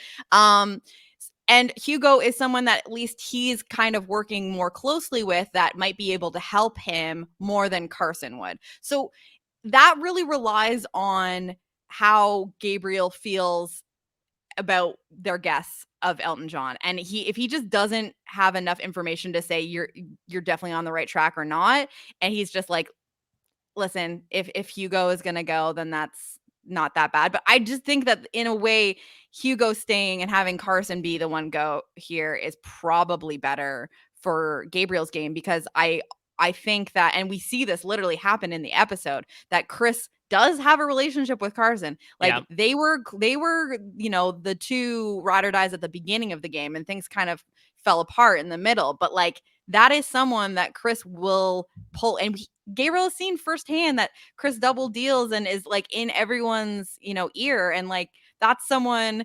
that you're keeping an ally for Chris that he could be using to eventually take you out. So I think that if you're not super, super confident that they're going to be right on Chris, that maybe it's just better to get Carson out. Again, know. this is results oriented. So I mean, I think there is a bit of an appeal to get Hugo out. I do agree that he is a shield in a manner of speaking, but now there really are 3 shields at this point in the final 6 and like 3 unknowns. In that, if you get rid of Hugo, great, Carson and JR are still there. Repeat for any one of the other 3. And I also wonder if, yes, Hugo is this like delicious agent of chaos in a Yogi Bear body, but at the same time, like, how much could that reflect badly upon you eventually? Of like, Hugo keeps wanting to be the guesser because obviously he has a good sizable chance of being guessed if he's not. So what do you think the chances are that if Hugo stays, he goes up in the bottom next time, he gets some sort of information about you and is like, no, I'm going to call you down. I do feel like Carson is a little bit more of like a predictable person than Hugo is. And this might be very much 3D chess on my part, but I wonder if anything was incorporated in of like, okay, maybe Hugo's a bit too out there in his thinking that, yes, we do have a good relationship, but there's a sizable chance that he could still guess me even if we're tight, if he's given the opportunity. Yeah, I think the other part of this is that maybe we don't know is that what kind of relationship does Hugo have with Carson? Was there something in it for him to want to try to keep Carson in the house? Had they been working together Well, yeah, at all? because remember, Carson's the other known entity. Is that like Mhm. he has a pocket when in doubt. I'll fall back on Carson because he doesn't know the little Nas X thing. And so Mhm. mhm. that's the other, again, surefire thing that 2 people know, but nobody in the house does. So I could see Hugo wanting to keep Carson in as either I can guess her in a moment's notice where I really don't know what's happening, or someone can easily guess her above me if I have good enough social relationships. Yeah. The other thing we have to keep in mind here is that Hugo was very, very, very confident on this Elton John thing. And so, as much as he knows that it's He was Dale Earnhardt eager. Jr., it was like you want to be the guy that takes out Chris. At this point, like that's what everyone's looking for. Gotta And have a he big did. move on your resume. So even if, and so that's why like talking about this like is kind of pointless, because even if Gabriel was like, no, it would be better for me to have Hugo try and take out Carson and not risk himself going out here. I don't think that Gabriel necessarily had the ability to push that hand, because one, that's not really how he plays. And two, if he's pushing the agenda of don't go after Chris, go after Carson, you've got 4 people being like, you're clearly working with this guy and now you're trying to protect him. Like Yeah. we are not doing this for you. Like, Yeah, very, very big brothery of like, okay, you're speaking up a bit too much about this person. That clearly says something. I mean, the other side of this, though, is the choice that Hugo makes to guess Chris. Because the other thing as well is we should mention Chris making this I'll show you mine if I show you yours deal mm, Whoa. with Hugo of like, okay, I will show if you do not guess me and we both survive the night, I will show you Gabriel's clue. Do you think it's a matter of like Hugo didn't think Chris would stick to the deal? Was the target just so delicious on Chris at that point that Hugo didn't necessarily care about Gabriel's clue? I think it was the second thing. I think that he just felt like that, like, oh, we got him after all this time. We've been working all season. We got his ass. It's Elton John. Yeah, but that's the thing, though, is that, again, perhaps the emotion clouds the logic because you would imagine, okay, I would much rather have, info on then basically everybody in the game except JR than info on everybody in the game except JR and Gabriel, right? The math just works out from that perspective. But I think the fervor that got built up of we're finally going to take down Chris, I think overwhelmed that and had Hugo yeah. decide in the moment, like, yeah, screw your deal. And I Mhm. also just think that like they're seeing how much information they're starting to get in these challenges. So I think they're like, you know what?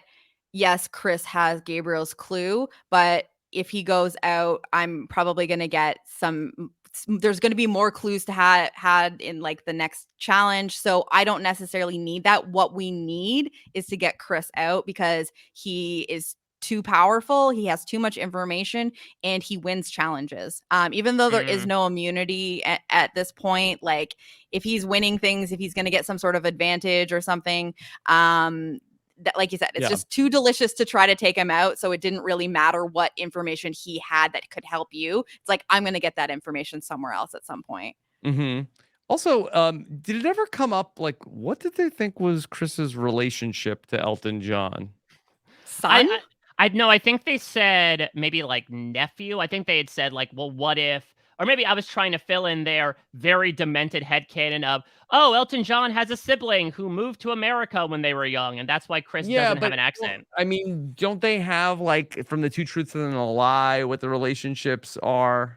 I think they do, and they literally have it printed out, apparently. But I don't believe Chris's, at least we weren't shown, according to the Reddit page I'm looking at, we weren't shown what Chris said his relationship was. Elton John does have 2 children, but they are 12 and 10. But again, that they know shockingly little about Elton John. At this point, I think that they weren't even sure that Elton John wasn't American at all. Like they weren't trying to make some sort of like reason for why he could have been from Utah. I mean, like, but also be British. I mean, I wouldn't be surprised if they didn't even see like a recent photo of Elton John and they're like, oh, he's like 60 years old. Fantastic. Yeah, it all makes sense. Yeah, they have, it's early 90s. It's still like that's what he is today as well. Mm-hmm. Yeah. Okay.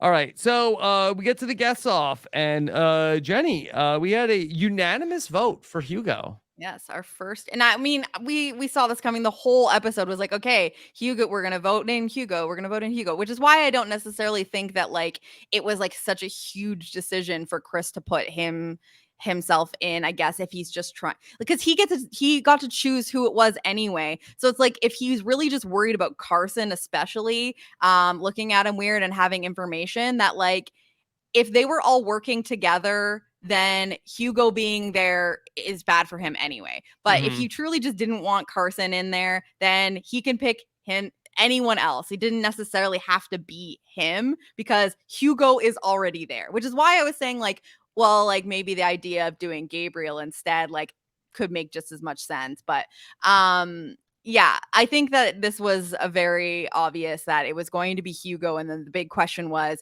is he going to make the deal with Chris and take out Carson? Or is he going to go with this foursome of excitement and, make the guess on Chris? So that was the real decision here, not so much who was going to be the guesser. Well, he's going to make the guess on Chris. It goes with Elton John, and ultimately the film melts. And the guess I swear was Chris smirked. I swear I saw he definitely had a reaction of like, really? He's like, I can't believe my life. Elvis sounded more legible of a guess than Elton John. How are you getting colder from the main person? They're stuck on the EL like names. There's like something going on here. Yeah.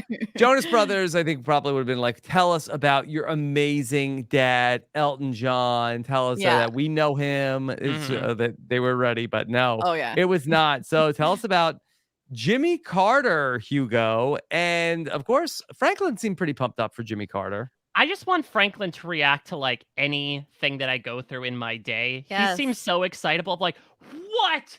Are you kidding me? It seems like he is one of those like YouTube React avatars brought to life, where he's consistently excited and energetic about everything. He's pure joy. I've been saying I love him. He just makes everything feel so much more exciting and fun. Yeah. Okay. So, yeah, we hear about Jimmy Carter and that Hugo is the grandson of Jimmy Carter. He believes everything that Jimmy Carter believes. Highlights that he has been recently put into hospice, which has certainly been in the news. And, he loves his grandfather. Yeah, people are like, Papa. Yeah, people are crying in response. That was, well, because I mean, like it was a very emotional. I think this elimination was emotional because one, everyone loved Hugo, and Oh, I he love that clearly episode of loved. Lost. Mhm. He loves everyone, and also just to be like, and they've been getting video. They've started getting video messages Mhm. like for every single celebrity. So for Hugo to be like, this is my grandfather. And I don't know at what point this was filmed, but he's been recently put into hospice. He's very sick. Like, that's an emotional thing to be like, you're also here, like, representing the legacy of this relative. And like, they're very sick and in hospice at that point. So everyone's like emotional. So I think there's like the emotion of like, oh my God, I can't imagine how hard it is to also like be here and know that like they're at home and they're not doing well, and also the sadness that they're losing their friend, because it was a really sweet goodbye. He was like, Yeah. I truly love all of the people in this Mhm. house, and I'm gonna miss them. And then JR was like, that's my best friend. And I mean, it was making me And we all emotional, like, say, which since doesn't take much, when? but Yeah. Yeah, but so did Jimmy yeah. Carter like make his brand lead with love? Where did that come from? I don't know. I will Maybe get the I will t-shirt Google. store Is going. Hugo jockeying to become the new Julie Chen Moonves? Mhm. Yeah. Could you I imagine just love it. like yeah, so what happened back there? Mm-hmm. Mhm. Yeah, that's real, for real, for real. Like Hugo would be, I For would real. love him as a host of Big Brother. I think he'd be Yeah. fantastic. Okay. All right. So there goes Hugo, but then here comes Chris for the second time this season, channeling his inner Mike Bloom. Enters the diary room in costume, Mike. I adored this. I love between him getting to be like the angel on one of the contestants' shoulders doing the Jim Carrey impression. It is so great that because of the malarkey happening, where no one can figure out this man's dad for the life of them, he gets to come in and try his like tight five of impressions, and that he's given this boa to be like, yeah, baby, screw you. Yeah, a little more Austin A Powers than little Elton Austin John, Powers, but yeah. yeah, sure. How did we It's miss cute. the Elvis Presley version of this after Jane guessed him? Yeah, why wasn't he in there being like, when I got called up to be guest, I was all shook up. Yeah, Yeah. yeah, When Jane got out, I said, thank you very much. yeah. Elvis has not left the building. I love it. I want now. You know what? I think Chris should be the new host of Claim to Fame if Kevin Jonas leaves. Wow. Wow. Okay. I mean, he's a master of disguise. He could come in every Yeah. single week. Oh yeah, Dana They- Carvey. Yes. They Yes. said that he should play Jim Carrey in a biopic, because they were saying like, even though he clearly isn't related to Jim Carrey, he is that uncanny. Can So Olivia play Jenny McCarthy? I mean, why not? Just put a blonde wig on her. I think that's Mhm. You know great. what? You Should got that it. be a challenge? Make like the Lifetime movie version of Yes. a Yes. celebrity story featuring the members of Claim to Fame. Let's like threat level midnight this. Yes, I love it. I love it. Okay, So so we're good. down to just 5 in the claim to fame house. Jenny, how are you feeling about winner predictions? I still feel that what I said last week was that there's 3 that are, pretty protected at this point in terms of people not really knowing anything about them, and then 3 that I think are kind of, on the rocks here. And so, that was Hugo. They clearly now know Carson. Like, it's only time before they're going to take out Carson, possibly next. Because Carson is smart, and she's like a gamer. You can tell that she's kind of intense about stuff. Mhm. So I don't think that they're going to let Carson get much further. And then they know Gabriel knows JR, and through Gabriel, Chris knows JR. It does seem like they're kind of holding on to him, maybe because they can see that he doesn't know, he's not right on anything. So it's good to have him around, because at least he's not going to guess you correctly. But are they going to make any progress on Monet? Like, I really think that there's a very, very real possibility that Monet is our winner. I'm a little worried for Gabriel now that his clue is out and Chris is not eliminated, and Chris is going to start working with some other people to try and get some information. So as much as I can see a situation where Gabriel wins, especially if you're looking at it from like an Edgic perspective, where it was like everyone thought that Gabriel, like Carly was like, even Gabriel knew this.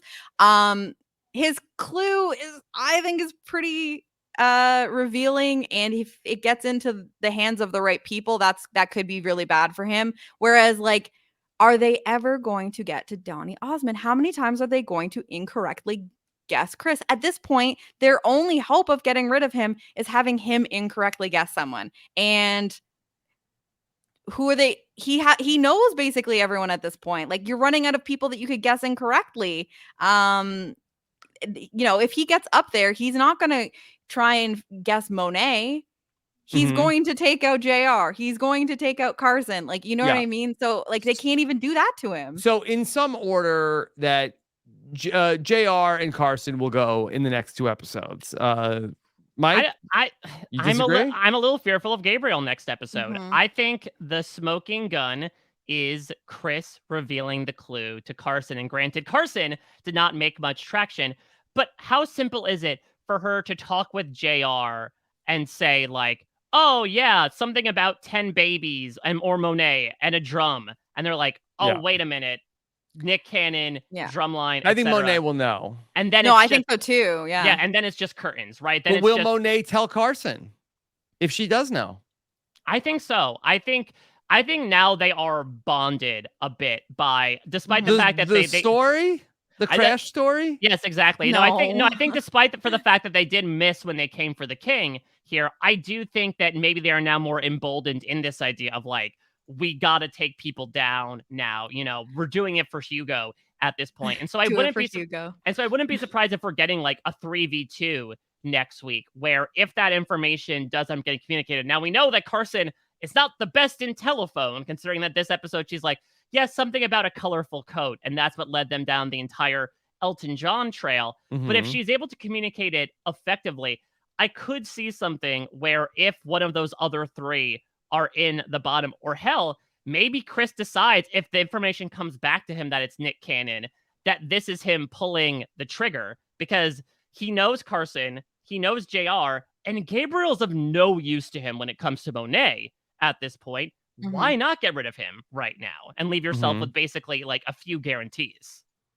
Yeah, that's the other thing, is like, we haven't seen Chris discussing Monet's clue with anyone else. Like, at a certain point, like, should he also be enlisting the help of Carson, or like, I guess, well, that's the other thing, is like, I think JR is close with Monet, so maybe he isn't feeling comfortable enough going to JR to try to, get his help.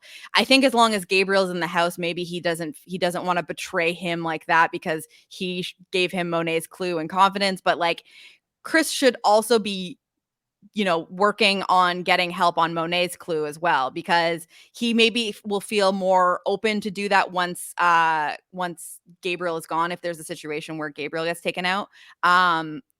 But that's another one that he needs to crack. And if Gabriel's the only other person that has the clue and can't make any sense of it, at some point they need to start pulling in other people. But yeah, I am a little worried for Gabriel now that that's out there, because we know that Chris is not super loyal, and he's literally already shown it to Carson. And I think that in this next episode, it's gonna get a little bit more widely distributed. If they can hold it together, though, for one more episode, I do agree with you, Rob, that I think Carson or JR would be next. That these other people could say, listen, I have no clue about these top 2. We tried to go for it. It didn't work. Let's go for the low-hanging fruit. But if they get any sort of taste of what Gabriel might be, I think they're going to take a bite. I think there's also just, like, now that Chris has been incorrectly guessed twice, and that's also we had Carson incorrectly guessed. Like, there's been quite a few wrong guesses this season compared to last season. I think the fear now is, like, we're getting down to it. I can't risk being this close to the money and go out on a wrong guess when I've got like 2 people here that I feel super confident with. So just because I really want to take somebody out of the game, if I'm not really, really sure on it, then what good does that guess do me if I am potentially going out? Like, you got to keep yourself in the game at this point. Yeah. I think that we end up with a final three of where it's Gabriel, Chris, Monet. None of them know who each other's celebrity relatives are. And it really comes down to who's able to not be the guesser is ultimately Yeah. going to win the show. I mean, it's interesting because I feel like if I'm Gabriel and Chris and you decide, okay, let's lock ourselves into the final two and then whatever happens, happens, you want to bring JR with you, right? Like, Yeah. you want to bring yourself with that known factor. And maybe it still ends up being our final three where, like, Monet's thrown in the bottom and she ends up guessing JR and is right about it. And she, like, ends up there despite their volitions. That feels like the salient strategy. But we also know, especially from this past episode, that even, like, the most game minded people in this house are not thinking the most clearly. So who knows? This has been Mhm. a wild season so far. I didn't think that anything could sort of one up the newness and the fun aspects that came with last season. But I will say season two, I think, has really stepped things up in Yes. multiple ways. And Yeah, it's been great. I'm really excited to see how things shake out. Okay. I actually I will say that I think there's a situation where Gabriel is really keeping JR in his pocket because perhaps there's been, you know, perhaps Gabriel knows that JR really thinks that he's Julius Peppers. And so he's like, this is great because I know him and he trusts me and he thinks I'm somebody wrong. So I need to keep him as long as possible because if it comes down to it, I know I can eliminate him and he is wrong about me. And so like Mm, that's a Yeah. ideal person for him to have at the end. It's just easier said than done to get there with a Right. person that you want. It's not like Survivor where you can just vote people out. You have to then, and each round with the guess off, you have to make sure that either somebody is being guessed that you do want to go home, or you're putting people into the guess off that don't know anything and don't know about JR's identity as a layup. So it's very hard to orchestrate like how you get to the end with a particularly juicy target. Yeah, so I think the ideal thing to do if you're Gabriel, right? Because are we assuming it's going to work the similar way where, like, the person who wins the final challenge essentially arranges how the final three guesses go?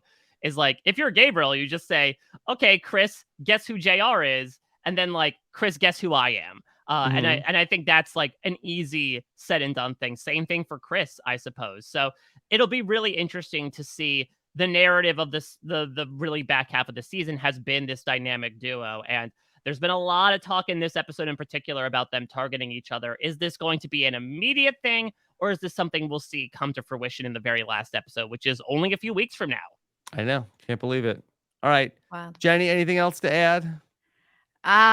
No, just I'm very intrigued to see if they're gonna do a similar kind of end game as last season, or I if would they've think got some more so. tricks down their sleeves to kind Yeah. of keep Yeah, it. I don't think it got like that much pushback. I know people were not a fan of like having the eliminated contestants back, so maybe they get rid of Mhm. that. But I would imagine there's nothing so game breaky about the way the end game worked that they wouldn't say, "Yeah, let's just repeat what we did last time." I could Mhm. see them bringing them back, but maybe not letting them like just linger in the house for hours before the final guess off. Just like having open conversations. Like they could do like a questioning sort of situation, like a not like a real jury thing. But yeah, I'm very much looking forward to seeing how they do that. But I think I think the other thing that you have to think about now is maybe Gabriel and Chris need to be saying like, okay, we might be out of luck and trying to take each other out at this point. So should we, if Monet is that one person that we don't know, is our only hope to try and get Monet to guess somebody wrong and eliminate her that way? Mhm. Like, because they have information she doesn't have. So Yeah, could they keep her astray on JR? Like, could That's they that's get the her that's to, the only opportunity because again, yeah, Carson is such a given that the only way you can get Monet out, or you could lead Monet down your path towards the other person path. Could yeah, Gabriel go to Monet and be like, "Oh, okay, I know we got two strikes on Chris, but I think we could knock a home run with this one. It's 11 from Stranger Things. It's Millie Bobby Brown." And then have it get her out. That way, Chris could also, I don't know what his relationship is with Monet, but he could say like, I got Gabriel's clue and just make something up completely instead of the yeah. 10 babies thing. I'm not sure, but I agree that that pretty much seems to be the only way to get Monet out right now is to have her guess incorrectly on JR. Unless they share it with JR and JR knows. but as far as JR we've knows gone so nothing. far, We know that this far. I mean, Mhm. at least so far. You know nothing, JR. Okay. All right. So, Mike, this was so fun to get to talk some claimed fame with you. Yeah. I mean, if ultimately JR is going to get out, will we have a who shot JR mystery on our hands, Mike? Yeah, and then it'll turn out that JR's just been in the shower this entire This was time a and is dream. Yeah. absolutely fine. No, the pleasure was all mine. Listen, I adore all things Rob and Jenny. I'm so happy that you talked about this last week Oh, with Allie. really? What's happening on Stars on Mars, Mike? Stars on Mars, JR's on Mars, more Yeah. like it, considering some of the mentalities these people have. So I'm really, I'm happy that you guys were able to, catch a good fish, I should say, from like all the amounts of hooks that you've thrown out there. It'll be sad to see it go away. We'll have a lot of reality TV to replace it. I hope Yes, we'll we get will. news of a renewal at some point from ABC. I mean, I would imagine it's much closer to guaranteed than not, considering the state of Hollywood. But this has been so great, and I think having your analysis the entire time also helps because this is like a very quickly edited episode. I would say like there's not a lot of stuff to dig in on the surface level. It takes a lot more comprehensive discussion of like what they should ideally do. And so you all are all doing the Joseph's work in breaking everything down episode by episode. Yes. All right. Thank you, Mike. What's Mike, coming you're the up for best. you? Well, Rob, at the time people are listening to this, you and I will have just come off of a rollicking time on the slop, breaking down this incredible, put week in quotations because it's been 5 days, but it's felt like 5 years of Big Brother 25, which has just been an absolutely ridiculous time so far. I can't wait to get into that. Of course, talking about the live premiere especially has a lot of sloppiness to it. I'll be doing exit press for that over at parade.com. I'll also be doing exit press for the Challenge USA, which is premiering in a few days. That has some claim to fame in it. What with, of course, Pauly Oh, California, yes. the infamous brother of Cody California. So excited to get into that as, again, this ball of CBS reality starts really picking up. And then over on post-show recap, I'm talking Star Wars, I'm talking Star Trek, I'm talking BSG. Put me on that clue wall next to the astronaut because I'm staying in space for a long time up on post-show recaps. You can check out everything I'm doing out there on social media at a Mike Bloom type. Okay. And if you want to check out that episode of The Slop with Mike Bloom, you can hear that episode or watch the video for free on our free patron preview week at robinsonwebsite.com/patron. Jenny, what is coming up for you this week? A little bit of a quieter week. We are still covering Stars on Mars. So if you haven't caught our last recap of episode 8 on the Hit or Quit podcast, check that out. But Find out why we're mad. we put them on probation, a week probation. We're pissed. We're a little pissed. You can find out why by listening to our episode 8 recap. So we will be checking back in again next week to cover this week's episode and next week's all in one shot. So don't worry, we will be back with Stars on Mars. But they need to think about what they did. They need a little bit time in the corner. Yeah. And other than that, you can follow me on social media at Jenny Autumn, and I am just enjoying all of the things that are approaching. We're getting into a very, very hectic time in the reality television and podcasting sphere, but I'm loving it. I'm happy. All happening. All right, Yeah. Jenny, great job once again. We'll be back next week with more Claim to Fame. If you want to subscribe to our dedicated Claim to Fame podcast feed, you can do so at robinswebsite.com/fame feed. Thank you so much for joining us. Take care, everybody. Have a good one. Bye.